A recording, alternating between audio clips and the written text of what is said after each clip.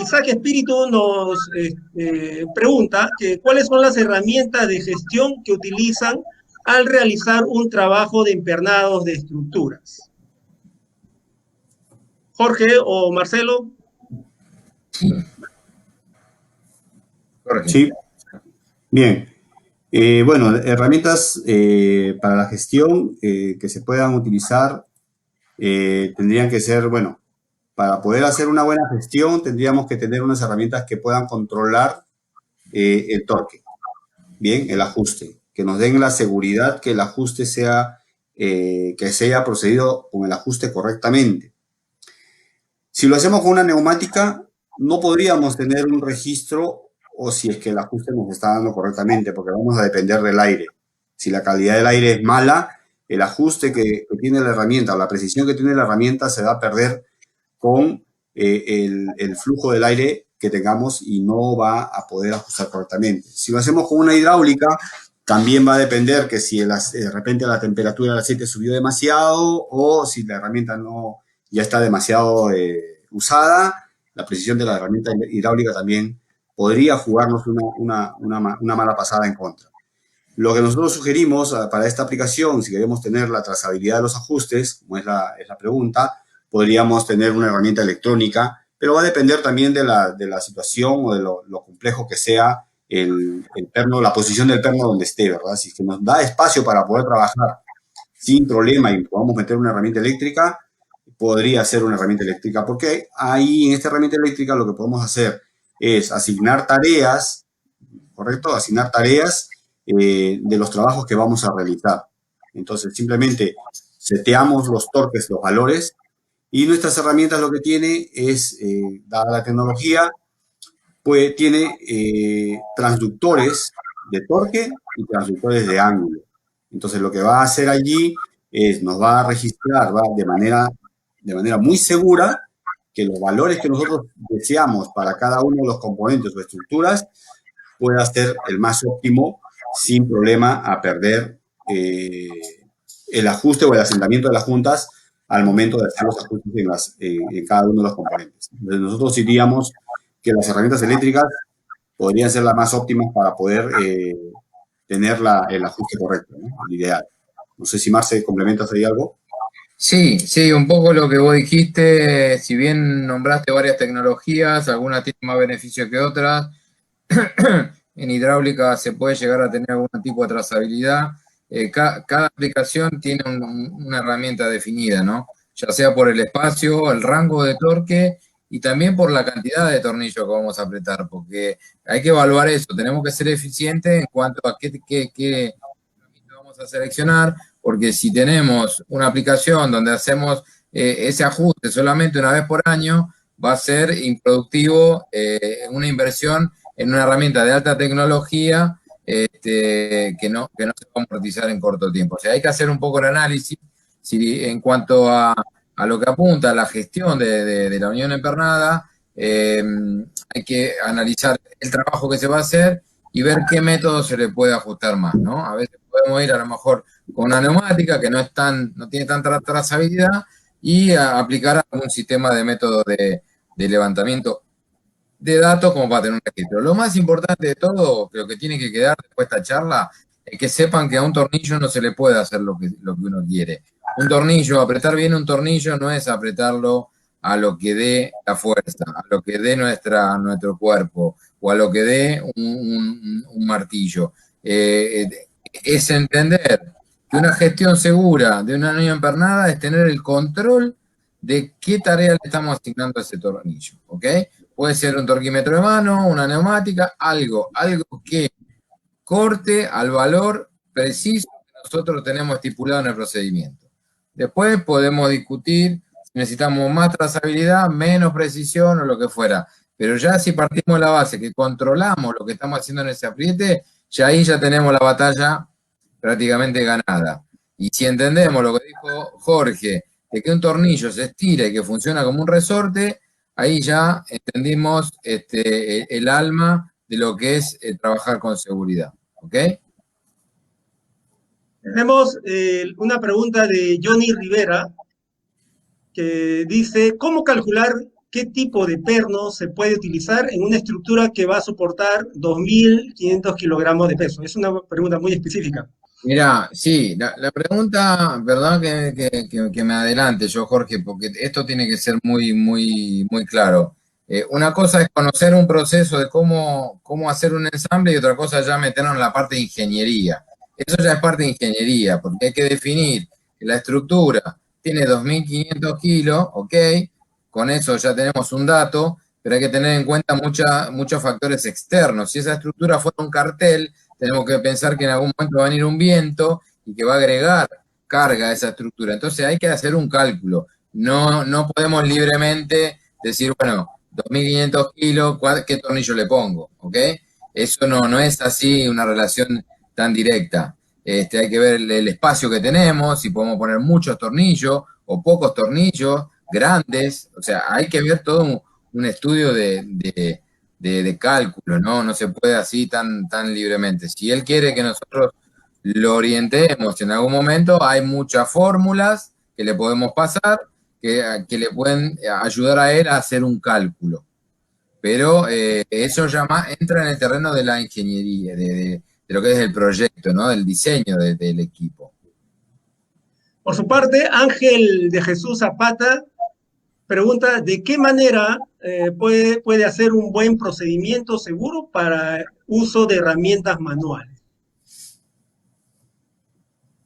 ¿Qué recomendación de repente, Jorge?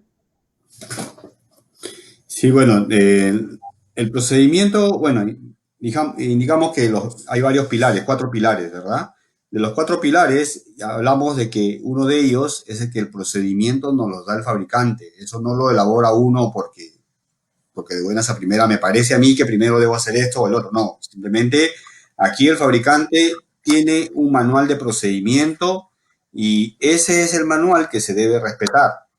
Salvo que ustedes cambien algo por ahí, ya tendrían que hacer unos cálculos y otros temas para poder variar de alguna forma el procedimiento, pero no, el procedimiento nos lo da el fabricante y de acuerdo al que el fabricante me dice, yo selecciono las herramientas con las cuales voy a trabajar, sea con una herramienta manual, sea con una herramienta neumática, con hidráulica o con lo que fuese.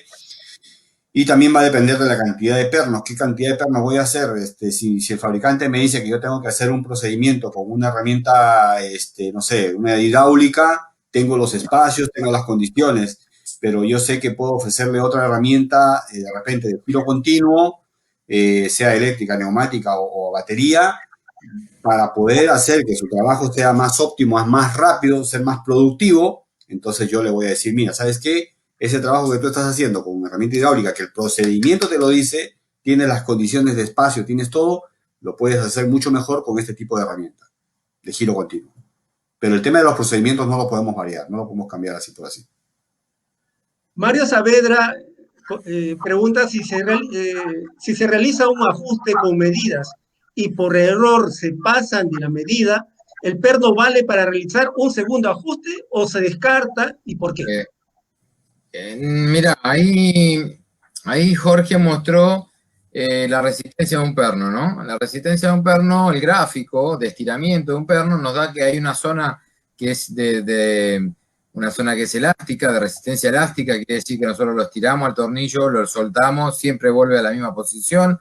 Si nos mantenemos dentro de ese segmento, digamos, de ese rango de ajuste, el tornillo no se deforma y no es necesario cambiarlo. Si pasamos el límite elástico, ya el tornillo se deforma y hay que cambiarlo. Va a depender mucho qué estructura. Imaginemos una tapa de cilindro, o como le dicen en Perú, en una culata, o como le dicen, Jorge, a una tapa de cilindro. ¿A dónde? Una culata de un motor. Sí, culata. En ese caso, en la culata motor, por ingeniería y por procedimiento, el fabricante pide que el ajuste del tornillo sea al límite, a su límite elástico. Entonces, ese tornillo, como va a trabajar al límite elástico y va a estar sometido a otros esfuerzos de dilatación por cómo trabaja un motor y las temperaturas que tiene que soportar, ese tornillo hay que cambiarlo cada vez que se haga un mantenimiento. Pero si no, si nos mantenemos en el límite elástico, no es necesario cambiarlo. De la empresa Rupac, hacen una observación, que se debe conocer el tipo de perno que se está usando, sus características mecánicas. Anotan. Sí, normalmente el procedimiento te va a indicar, el procedimiento te indica qué calidad de tornillo, qué medida tiene que ser el tornillo, con qué secuencia vamos a apretar todos los tornillos y qué torque le vamos a dar a ese tornillo. ¿Ok? Cualquier cosa que nosotros variemos, que ustedes van a ver que esos puntos están dentro de los pilares, cualquier cosa que variemos, eso va a alterar ese sistema, ¿no? Eso es un sistema, cuando uno mete varios tornillos, es un sistema que tiene que estar en equilibrio. Si nosotros empezamos a cambiar o mezclar calidad de tornillo o mezclar medida de tornillo, ya ahí el sistema queda totalmente desequilibrado y hay mucho riesgo de rotura y de fuga, ¿no? En los tornillos, obviamente, hay calidades, existen tablas que nos van a indicar la calidad de los tornillos, la resistencia a cada uno de los tornillos, pero repetimos, son tablas de uso general. Lo mandatorio acá es lo que indica el fabricante del equipo. En ese mismo sentido, Roma Aguirre dice si hay algún tipo de ley, bueno, debe ser alguna norma en Argentina para hacer los cálculos. No, norma no hay. La norma lo que te va a indicar es que, por ejemplo, en lo que son uniones bridadas, que es la ASME, te va a indicar que tenés que respetar el rango de torque ya normalizado y la calidad de espárrago normalizado. Pero en realidad para hacer cálculos no hay leyes. El cálculo se hace en función al diseño del equipo, a qué esfuerzo va a estar solicitado y no hay una ley que te diga con qué fórmula tenés que hacer un cálculo de torque. Manuel Alvarado pregunta dónde puede ubicar una buena referencia del torque necesario para diferentes tipos de uniones. Nada, ahí insistir Sí. en que eso lo da el procedimiento, no lo da uno ni lo va a dar el fabricante del perno. El fabricante del perno te va a decir, mi perno de tal tipo de grado tiene tal resistencia y esa resistencia también va a variar por acuerdo a la fabricación del lote. O sea, no siempre va a tener la misma resistencia, digamos, ¿no? Pero al final esto siempre, la buena, digamos, referencia de torque siempre, insistimos, eso lo va a dar el fabricante, ¿no? El fabricante, el procedimiento es lo que va a dar ese tipo Hay referencias, como dijo Marce, solo son referenciales, algo genérico, más no es Sí, algo puntual, ¿no? Esa es una tabla de cálculo, por ejemplo, ¿no? acá ven alguna tabla de referencia de torque que es la resistencia del tornillo, ¿verdad? Y va a estar tabla están en base a la norma ASME, ¿no? Para todo lo que es uniones viridadas, que la norma estipula de trabajar aproximadamente al 50% de su límite elástico del tornillo. Ahí la pregunta estaba orientada a bridas de plástico y volvemos a lo que dijo recién Jorge. Ahí es el fabricante de la brida y de la junta, sobre todo de la junta, que va a definir qué torque tenemos que aplicar en ese tamaño de brida. Permítame, Jorge y Marcelo, hacerles un par de preguntas, uno a cada uno finales. Con la experiencia que tiene Jorge en distintas operaciones, capacitando en distintas operaciones aquí en el país, ¿cuál crees que es la principal falla en términos operativos cuando se realiza uniones en pernada? Bien, por mi lado, en las distintas visitas que he hecho a a distintos clientes, a distintas operaciones, lo que se ha visto es la falta de capacitación, que es un punto muy importante y que lo hemos mencionado dentro de los pilares, ¿verdad?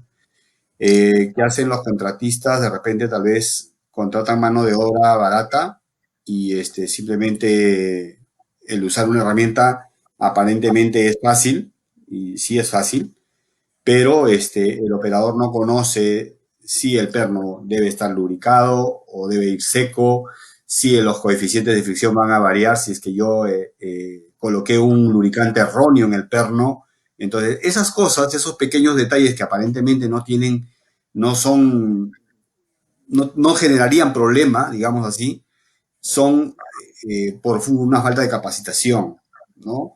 Insistimos nuevamente, el procedimiento que debemos seguir es lo que nosotros debe ser mandatorio, ¿no? Algo que el usuario no debe cambiarlo. No por la experiencia, he escuchado muchas veces, ¿no? Yo tengo 20 años trabajando así, nunca me pasó nada, yo tengo 30 años, siempre lo he hecho así y no pasó nada. Sí, pues, pero no te pasó a ti, pero de repente le pasa a tu compañero que de repente es nuevo. Entonces, la falta de capacitación consideramos que es un factor muy importante. La mano de obra barata que se contrata hoy en día no mide si es que el operador tuvo capacitación, si está adiestrado para poder usar herramientas hidráulicas o herramientas neumáticas. No he visto eso y eso yo creo que es un factor muy importante, la falta de capacitación. Antes de hacer la pregunta a Marcelo, acá hay otra de nuestros participantes, Isaac Espíritu. Él menciona que una ventiladora instalada en interior mina, la base se acopla con pernos, porque hay vibración de la estructura del ventilador. ¿Esto es debido al empernado deficiente o se debe a otro factor?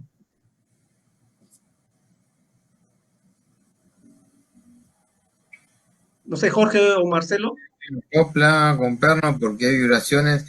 Bueno, volvemos a un poco a lo que decimos siempre. Es muy importante el procedimiento del fabricante. El fabricante que diseñó un ventilador ya sabe que va a estar sometido a vibraciones y él ha definido por cálculo qué tipo de torque y sobre todo habrá definido qué tipo de lubricación lleva ese perno o si hay que agregarle adicionalmente algún tipo de traba mecánica, como puede ser una arandela Grover, como puede ser una arandela de seguridad. Lo que pasa generalmente es que como no se tienen en cuenta los procedimientos, después en los mantenimientos, la gente o los operadores agregan grasa porque le parece que es más fácil para el montaje y resulta que esa grasa lo que está haciendo está bajando el coeficiente de fricción y la tuerca se va a aflojar muy fácilmente. O sea, esa fricción que a nosotros nos frena un poco cuando apretamos, en un caso de una instalación como esta que está sometida a vibraciones, les va a servir para que no se afloje. Después, en la práctica, podemos adaptar un poco los procedimientos agregando algún tipo de traba química, como puede ser un Loctite, o traba mecánica, como puede ser arandela. Habría que estudiar un poco el caso, ver si los tornillos están en buenas condiciones, si el rango de torque es el que indica el fabricante, y si las condiciones de montaje, tanto con grasa o con arandela, se están respetando. Tenemos que arrancar de cero. Si esos espárragos fueron apretados hace muchos años y de manera no controlada, es muy probable que ese tornillo ya haya pasado su límite elástico y esté deformándose. Fenomenal, Marcelo. Con la experiencia que has tenido en distintas partes del mundo, especialmente Europa Central, ¿qué recomendación podría dar para quienes supervisan los temas de uniones empernadas? Para directamente la supervisión, más allá del operador, ¿no?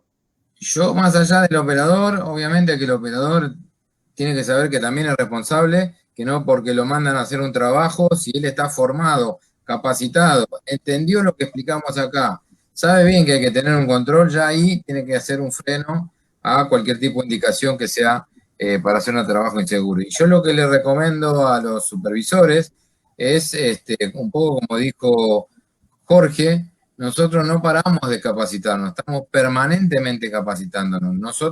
Yo puedo tener 20 años de experiencia en torque, pero todos los días estamos aprendiendo cosas nuevas, tecnologías nuevas y procedimientos nuevos. Yo al supervisor le diría que fundamentalmente confeccione los procedimientos de montaje. Y si la empresa no los tiene porque se perdieron, porque el molino es viejo o porque no podemos rastrear el procedimiento original, hay que empezar a diseñar procedimientos con la experiencia de cada mantenimiento. Vamos a hacer un mantenimiento, vimos que se aflojó, apretamos un poco más, tomamos registro y vemos la próxima vez que pasó y así vamos ajustando un procedimiento, pero yo creo que el corazón de un trabajo seguro es el procedimiento. El procedimiento nos va a marcar todo. Muchas gracias, Marcelo Di Rico y Jorge Puerta, expertos de Atlas Copco, que nos han compartido las mejores prácticas y recomendaciones que concierne al mundo de la gestión de uniones empernadas.